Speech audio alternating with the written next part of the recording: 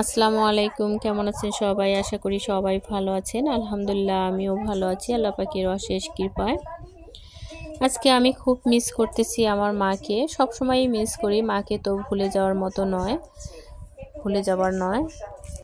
মায়ের একটা জিনিস খুবই বিরক্ত হতাম, সেটা হচ্ছে খাবার নিয়ে যখন কথা বলতো কিছুক্ষণ পর পরেই বলতো এটা খা সেটা খা। আসলে এই খাওয়া কথাটা বললেই খুবই রেগে যেতাম, বিরক্ত হতাম।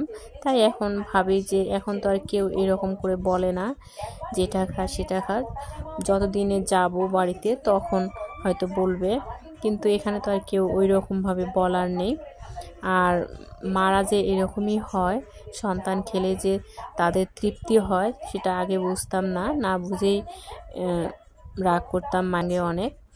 এখন বুঝতেছি আসলে রাহা কি খাবে না খাবে সেটা নিয়েই সবসময় টেনশন। আসলে কোন খাবারটা তার পছন্দের আর কোনটা সে তৃপ্তি সহকারে খেতে পারবে, কি রান্না করলে সে ভালোভাবে একটু খাবে, এটাই সবসময় টেনশন থাকে। কিন্তু সেটা আগে বুঝতাম না যে আসলে মা যে কেন এরকম করে খাওয়ার কথা কেন সবসময় বলে, আর কেন মানে ভালো খাবার হলে মা কম করে খায়, বাচ্চার জন্য রেখে দেয়, মানে আমাদের জন্য রেখে দেয়।